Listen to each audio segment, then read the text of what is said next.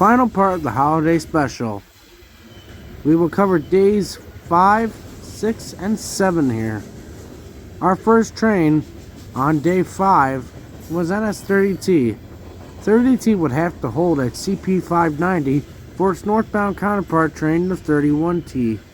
30T mostly carries loads out of Canada, while 31T returns with empties.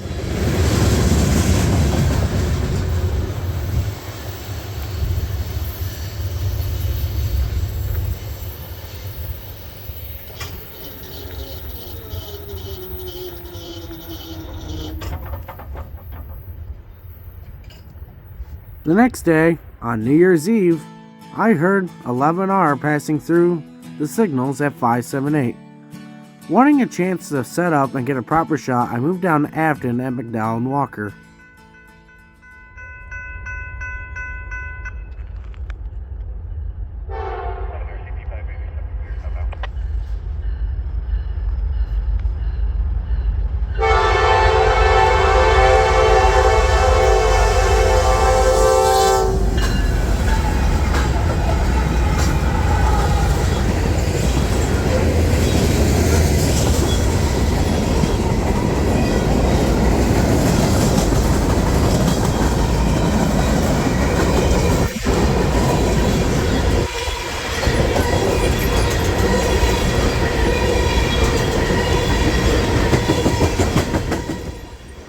'After a long and successful year on the channel, 11R was the final train of 2023.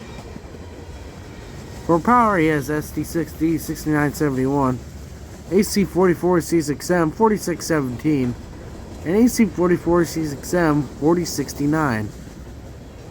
Today's train carries new and old auto racks with a brand new CPKC rack and a couple of old Conrail racks in the mix as well.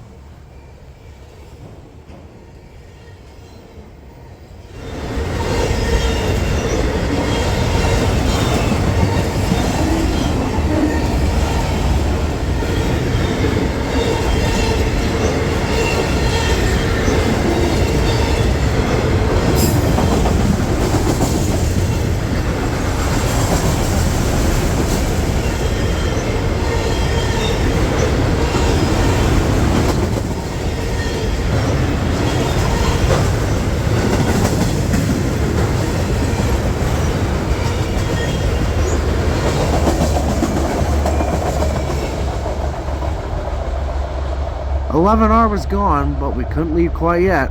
There was troubles with the new Siemens crossing gates. Yep, they malfunctioned, and they wouldn't get back up.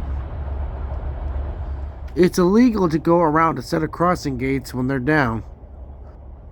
After about 7 minutes, I gave Norfolk Southern a call, and they were on their way. No! About an hour later, Frank arrived to fix the railroad crossing. He said that the railroad crossing reset itself, which is common in the new Siemens signals. But that night, the ball dropped in New York, and it was 2024. And our first train of 2024 was the 11R again.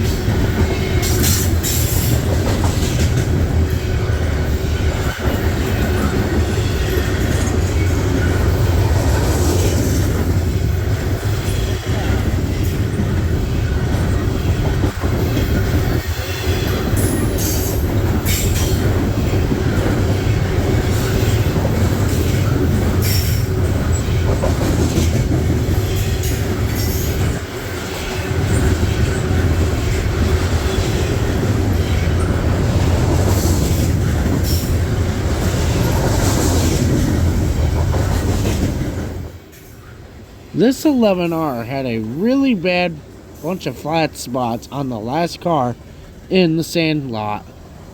No, not the movie Sandlot. The sand lot at the back of the train with covered hoppers. It sounded like every axle had a flat spot on it somewhere.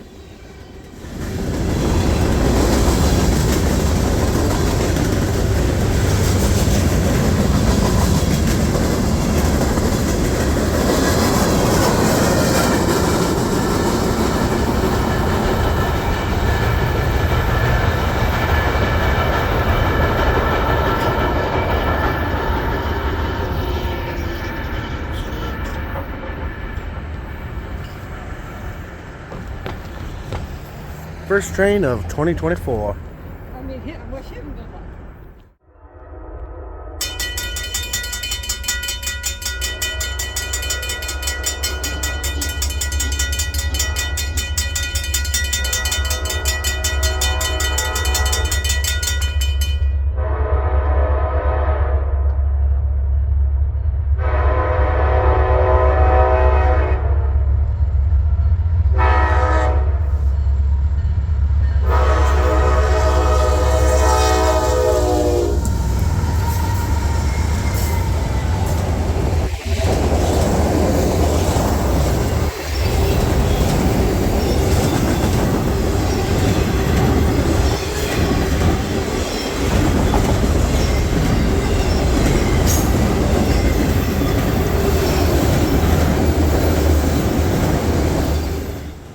And our second train of 2024 was once again 11R.